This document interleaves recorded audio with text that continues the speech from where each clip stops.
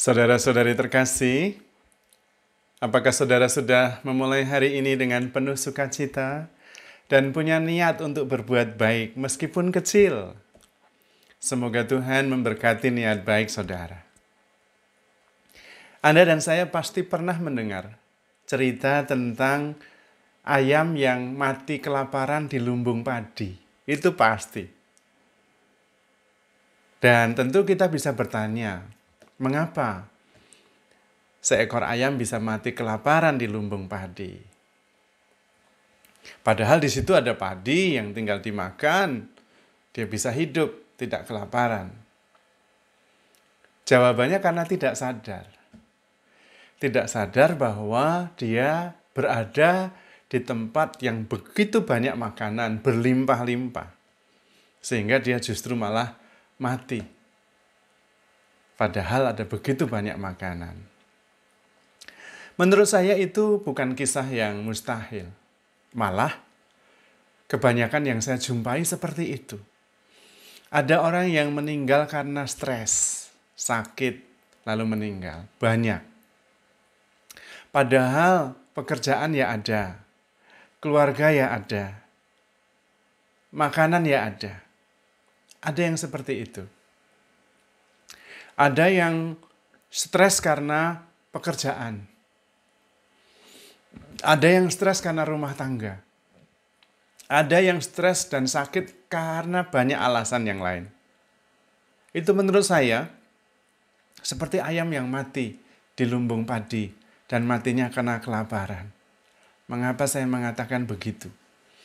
Karena tidak sadar bahwa di dalam diri kita ini cukup untuk hidup berlimpah-limpah. Kita itu mempunyai hati yang mampu mencintai. Kita itu mempunyai akal budi yang bisa kita manfaatkan supaya kita bisa hidup. Hidup dengan cukup, hidup dengan sejahtera. Kita itu mempunyai iman yang bisa menguatkan kita untuk berusaha. Tidak gampang menyerah. Kita itu mempunyai kebaikan hati yang bisa membangun relasi dengan sesama kita. Sehingga kalau kita kekurangan, kita bisa berwawan hati. Mencari solusi. Semua sudah lengkap di dalam diri kita ini. Untuk bisa hidup dan hidup berlimpah-limpah. Kenapa kemudian kita bisa berkekurangan? Karena kita tidak sadar bahwa yang kita butuhkan itu sedikit saja. Yang tidak ada batasnya itu memenuhi kebutuhan egoistik, bukan kebutuhan dasar. Memenuhi gaya hidup. Nah, gaya hidup itu yang tidak ada habisnya. Bahkan gaya hidup itu banyak yang tidak masuk akal. Kita sendiri yang membuat standar untuk berbahagia itu sedemikian sulitnya. Kita sendiri yang buat itu. Untuk bahagia harus makan yang enak di restoran yang mahal. Pakai mobil bagus. Wisata di luar negeri. Nah itu kan sulit. Kita sendiri padahal bisa. Bahagia itu makan di warung di sebuah pedesaan, di pinggir jalan, lalu ada sungai yang jernih, memandang sawah yang sangat luas, di ujungnya ada gunung yang menjulang tinggi. Lalu makan di situ bersih, sehat, dan segar. Murah, itu juga bisa. Bisa sekali. Atau bawa makanan sendiri.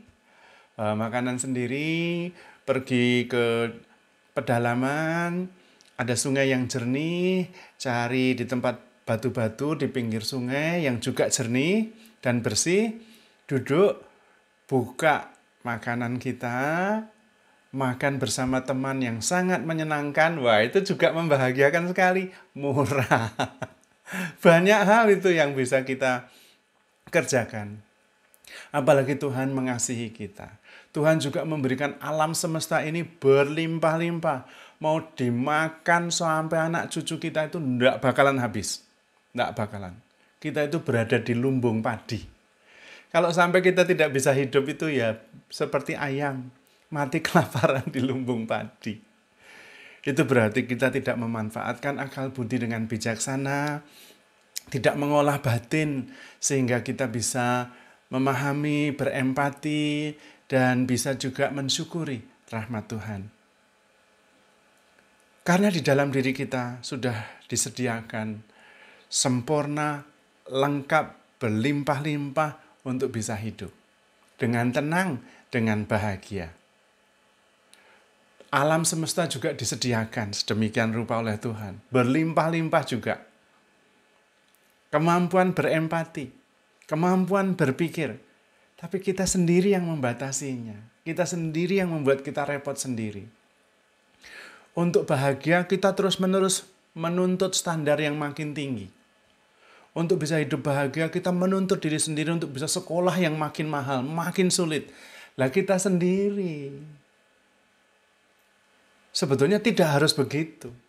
Apalagi sekolahnya hanya untuk memenuhi kebutuhan perusahaan. Lah ya susah. Nanti akhir-akhirnya juga cuman kerja. Kerjanya juga berat. Padahal hidup ya tidak harus begitu. Kita diberi begitu banyak potensi, ya benarlah istilahnya seperti di dalam lumbung padi. Justru bagaimana kita bisa mengolah batin kita, memproses proses internal proses batin, sehingga kita bisa mensyukuri apa yang terjadi dalam hidup kita, dan selalu bertumbuh dalam penuh sukacita. Kita itu hebat sekali. Tuhan menganugerahkan sebuah kemampuan memproses apa saja yang kita alami menjadi berkat. Mau peristiwa baik, mau peristiwa buruk, kita bisa memprosesnya. Karena apapun yang terjadi kepada kita, tergantung pada kita untuk menanggapinya. Baik buruk kan penilaian pikiran kita. Yang buruk pun kalau kita proses, dalam proses batin malah bisa membuat kita bertumbuh, membuat kita makin bijak. Karena itu, kalau kita sungguh-sungguh tidak bisa bahagia dalam hidup ini, bukan salah Tuhan, bukan salah alam semesta. Salah kita dalam memproses apa yang kita alami. Kita bisa memprosesnya dan menjadi berkat kok. Apa saja yang terjadi, mau negatif mau positif, bisa. Awang pohon saja bisa. Dilempari kotoran, malah dia bertumbuh menjadi makin subur. Apalagi kita. Hanya memang ada dua pihak, yaitu pihak yang di luar diri kita dan pihak yang di dalam diri kita. Yang pihak di luar kita tidak sepenuhnya bisa kita kendalikan, tapi pihak yang di dalam, internal proses, itu kita bisa mengolahnya. Dan itu tergantung kita. Mau dijadikan baik atau mau dijadikan buruk tergantung kita. Persoalan besar adalah apa yang sebetulnya kita bisa mengendalikan dan mengatur dan mengarahkan, kita sendiri tidak mampu. Nah, itu soalnya. Contohnya adalah mengelola emosi. Emosi itu emosi kita. Tapi kita yang dikuasai oleh emosi, bukan emosi yang kita kuasai. Nah, ya itu yang repot. Masalah makanan itu kita yang menguasai, bukan makanan yang menguasai kita. Tetapi keinginan yang ada dalam diri kita tidak bisa kita kendalikan. Gaya hidup itu kita yang menentukan, tapi kita seperti menyerahkan itu kepada orang lain. Kalau enggak punya ini, enggak ikut itu, rasanya kok ketinggalan zaman. Nah itu kita sendiri yang tidak mampu mengendalikan dan mengolahnya. Kalau kemudian kita sengsara, ya kita seperti ayam yang mati kelaparan di lumbung padi. Sebetulnya yang saya lakukan setiap hari dalam renungan menunjukkan bahwa di dalam diri kita masing-masing sudah disediakan oleh Tuhan semua sarana untuk hidup bahagia. Semua potensi, semua kemampuan, semua hal yang kita butuhkan untuk bisa hidup bahagia. Tinggal bagaimana kita mengolahnya. Mengendalikan emosi, mengatur pikiran, mengatur keinginan, dan bersyukur. Dan menyadari betapa berlimpah-limpah hidup kita. Apalagi dibekali dengan cinta Tuhan yang tak terbatas. Apalagi yang kurang. Allah begitu mengasihi kita, menemani kita, menunjukkan jalan, memberikan penghiburan dan kekuatan. Dan itu saja seharusnya sudah cukup untuk membuat hidup kita bahagia.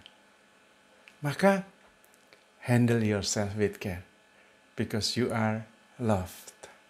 Tuhan memberkati.